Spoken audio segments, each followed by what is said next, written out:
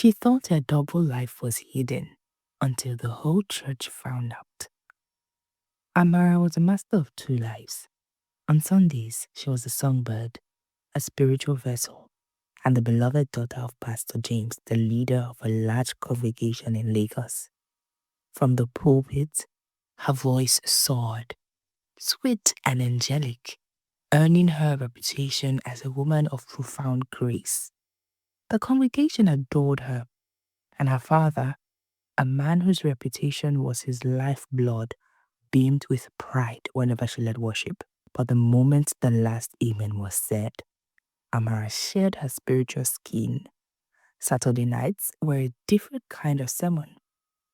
Under the pseudonym Candy, she commanded the stage at a high-end nightclub on Victoria Island. The neon light of Club Eclipse pulsed like a heartbeat, drowning the room in red and purple glows.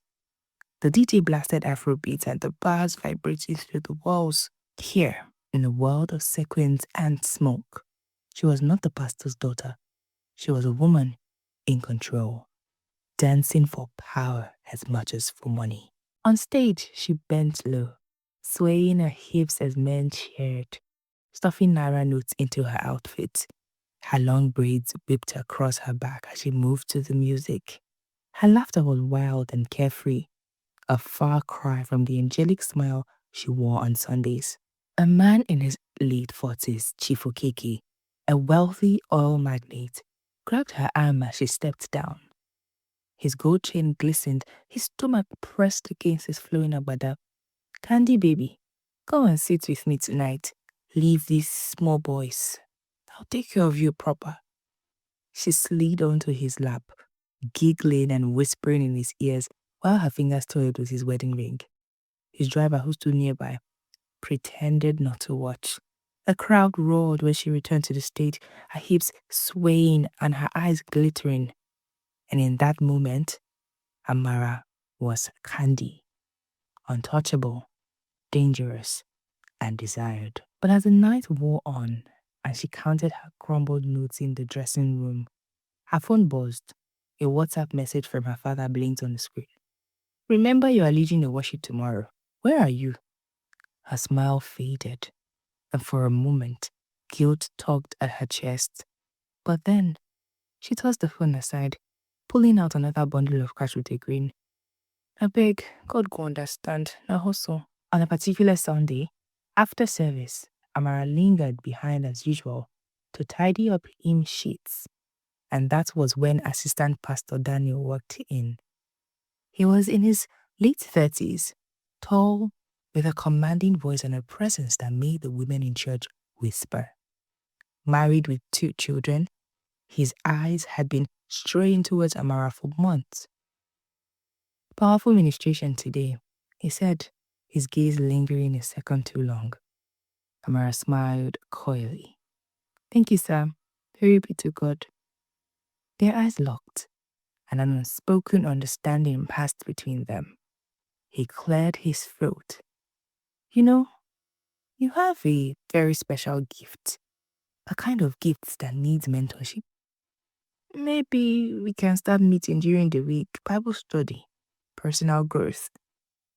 Amara tilted her head, her lips curving into a sly smile. "Bible study, Pastor, or something else?" Daniel shifted, uneasy but drawn in. "You shouldn't tease like that." She stepped closer, her perfume filling the small office. "Who's teasing? You think I don't see the way you look at me when I'm singing?"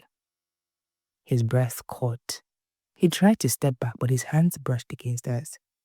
And that was the beginning of their affair. Soon, the so-called Bible studies turned into stolen touches in the church office and lingering hugs that lasted longer than necessary.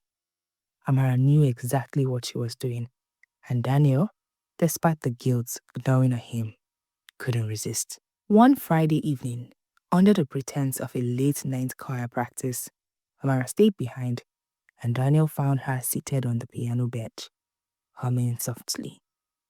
She looked up at him with those knowing eyes. "Pastor," she whispered, "teach me." how to sing better. The hymn book slid off the piano as his hands found her waist. What began as secret glances and touches had now turned into a full-blown affair, one that would shake the very foundation of the church if discovered. Amara thrived on the cereal. In the club, she was Candy. In church, she was the pastor's daughter. Deacon Samuel, a respected businessman and elder in the church, was also under her spell. He was known for his generosity, always quick to donate millions for new church projects. On Sundays, he shook the pastor's hand warmly, and on weeknights, he pressed Amara against the leather seat of his SUV in dark parking lots. Amara loved the game. She loved the way these men looked at her. Powerful men reduced to schoolboys, begging for her time.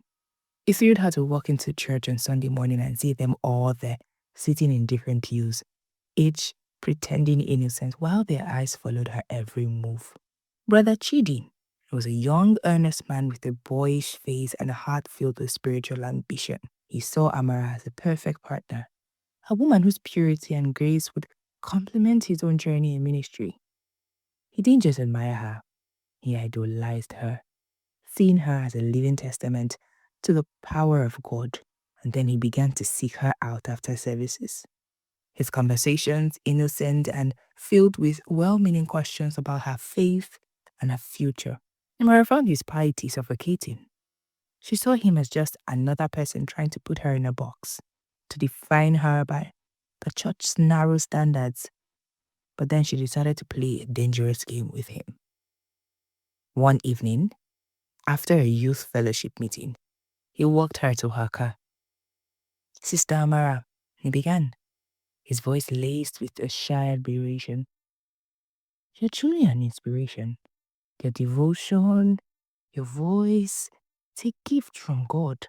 Amara smiled, a fake, brittle smile that didn't reach her eyes.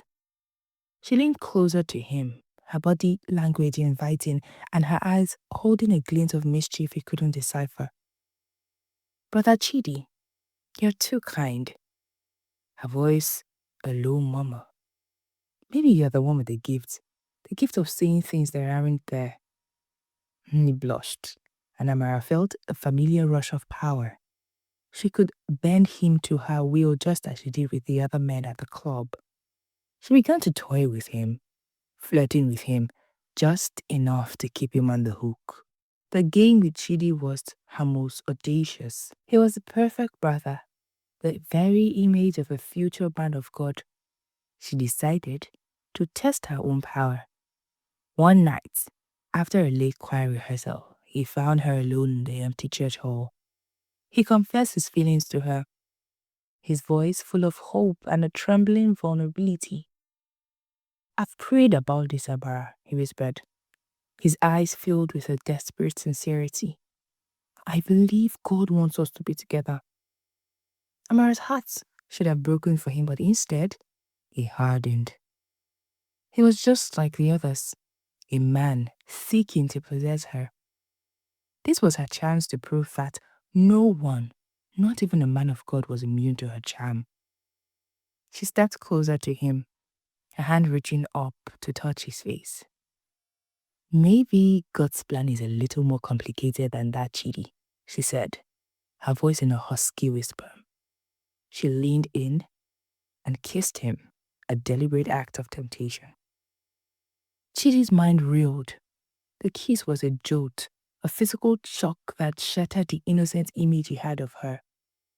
The perfume, the lingering touch, the knowing look in her eyes was not a moment of grace, but a moment of calculated temptation. His faith, his very foundation of life, screamed a warning. This was not a test from God. It was a trap. The woman before him was not the angel he had admired. She was a different, dangerous thing entirely. He took a sharp step back, his hands pulling away from her touch. "Amara, no," he said, his voice trained but firm. "This is not from God." His words hung in the silence of the empty hall. His gaze, once filled with admiration, now held a deep, profound sadness. He turned and walked away, leaving her standing alone. The following Sunday, the church hall was filled with the usual buzz of fellowship. Amara stood with a group of friends. Her laughter was a little too loud, her smile a little too bright. She saw him across the room, Brother Chidi shaking hands and exchanging greetings. Their path crossed near the church doors, and Amara's heart pounded, a strange mix of dread and anticipation. Would he acknowledge her? Would his eyes hold the accusation she expected? He looked up, and his gaze meeting hers for just a second. He offered a small, polite smile, the kind he gave to everyone. "Sister Amara," he said, his voice a calm, even tone. "I trust you had a good week." "I did, Brother Chidi," she replied, her voice steady, despite the turmoil inside her. "And you?" "By His grace," he answered, his smile not quite reaching his eyes. He kept a respectful distance between them. Later, she saw him talking with another church member, and he looked her way.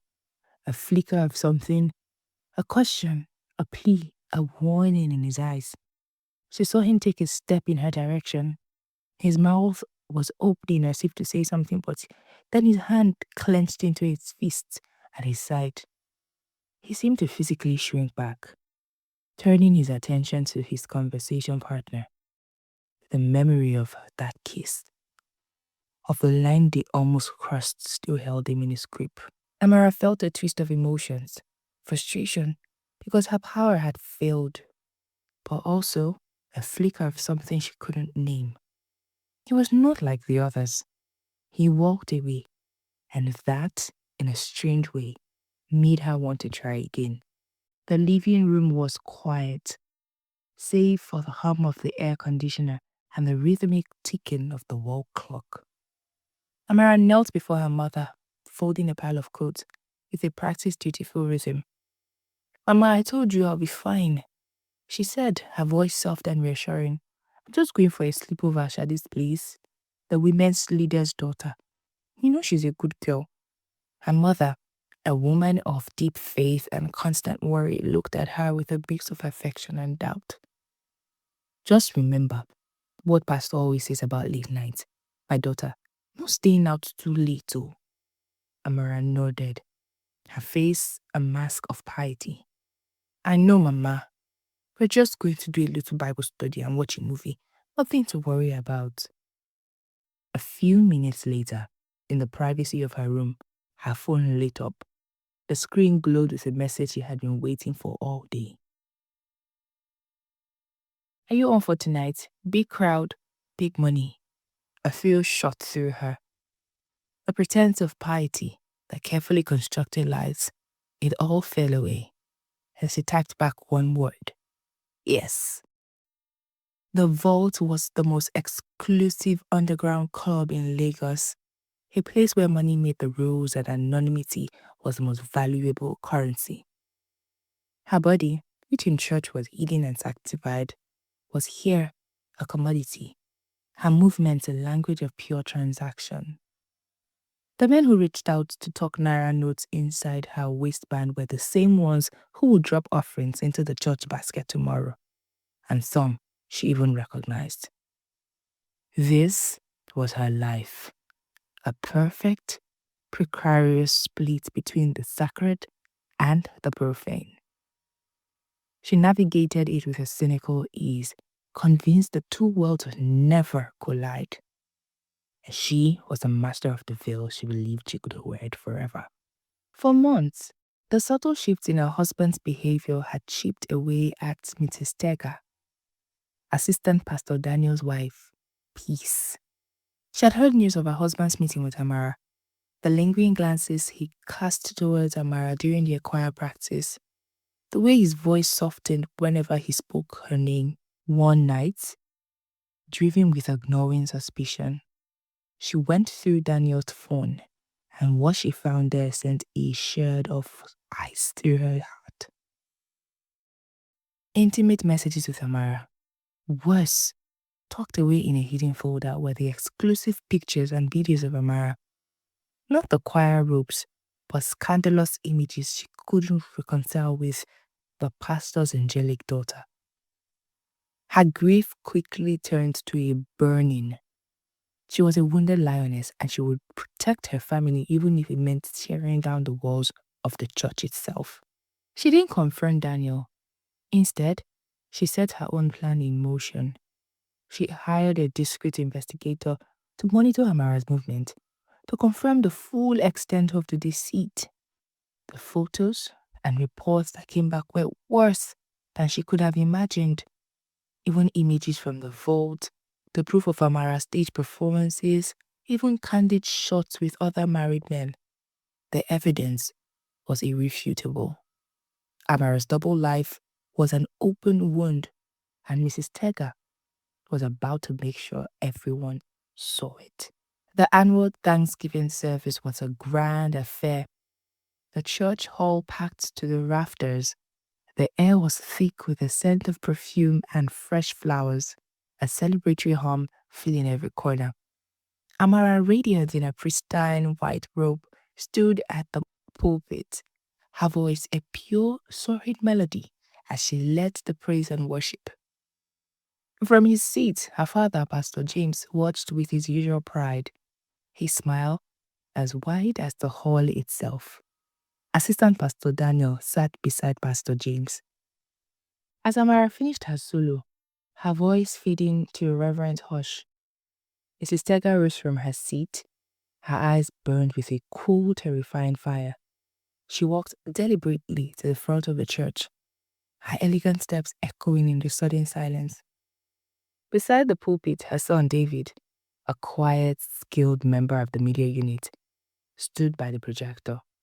He nodded, his face grimmed, and with a click, the large screen behind Amara, normally used for hymn lyrics, flickered to life. A title flashed across the screen in bold, stark letters: Two-Faced Bitch, the Angel and the Devil. A collective gasp ripped through the congregation.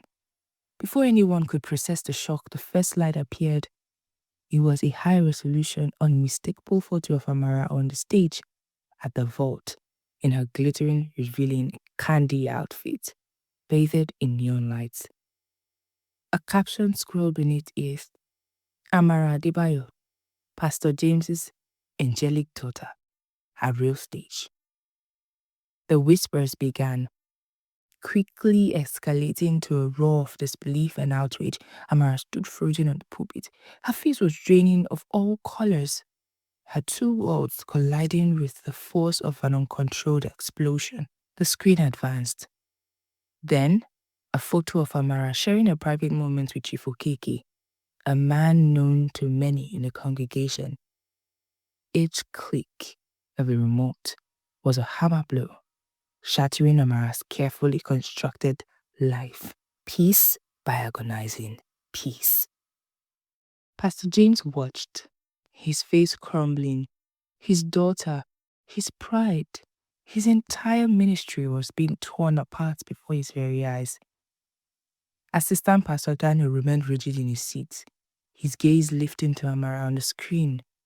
A mixture of shame, fear, and profound sadness etched on his face. Amara's lies, her secrets, her carefully hidden life were laid bare for all to see. And in that moment, stripped of all pretense, she understood the true devastating cost of her deception. A gasp rippled through the congregation. A few more clicks of the remote and the screen flashed with another picture of a text conversation between Amara and a prominent deacon from the church, a married man. The entire congregation read the messages, their whispers turning into a roar. The perfect pastor's daughter was a stripper. Another deacon who had been texting her was the first to rise and publicly condemn her, his voice the loudest, masking his own guilt in a performance of righteous outrage. Amara stood frozen on the pulpit, her two worlds violently colliding in a single public moment of devastating exposure. The sanctuary, once a place of safety, felt like a public execution. Her father, a man whose reputation was his lifeblood, watched as his legacy and his family were being spiritually and socially executed for her sins. The silence in Pastor James' family's home was heavier than any sermon. Her mother wept quietly in her room. Her faith and her family shattered in an instant. Her father sat in his study for hours, with the doors closed, his hands clasped over his head. The news, of course, did not stay contained. It had already gone viral. The whispers became roars. The perfect pastor's daughter was a stripper. Amara couldn't leave her room. It became her prison. In the depth of her isolation, stripped of all her mask, the church girl, the seductress, there was nothing left but Amara. And she was terrified of who she was. She began to reflect on the emptiness she had tried to fill with money and men. She had always sought power, a feeling of control, but she had never had a voice. She had been a tool for her father's ministry, a symbol of the piety she didn't feel, and her rebellion had been a desperate cry for freedom. But in her quest for freedom, she had lost everything. A week passed. The shame was a constant companion. And one afternoon, there was a knock on her bedroom door. It was her father. He looked exhausted, but the blind rage was gone, replaced by a deep, weary sadness. "We need to talk," he said. He didn't preach. He just talked. He asked her why. "Daddy, I'm sorry. I wanted freedom, but I lost myself. I don't know who I am anymore." The old man's eyes brimmed with tear, and he pulled her close. "You are my daughter," he whispered. "You failed. Yes. You shamed me. Yes. But shame doesn't end in life. He only wants us to change." Amara's chest tightened as he continued. "If you want redemption, you will have to earn it. No more lies. No more double living. If you want God, come as you are. Not as Candy. Not as the perfect pastor's daughter, but as Amara. Broken, but ready to heal." Her tears spilled freely. That night, Amara knelt by her bedside, whispering a prayer with no pretense. There was no miraculous fix. The church asked for her father's resignation, and the family moved to a smaller town where they weren't known. Amara thought her double life was safe, but the truth has a way of exploding when you least expect it. Lies may glitter for a while, but truth always shines brighter. Do you think Amara deserved the exposure, or was the wipe too harsh? Drop your comments below. Don't forget to like, share, and subscribe for more stories.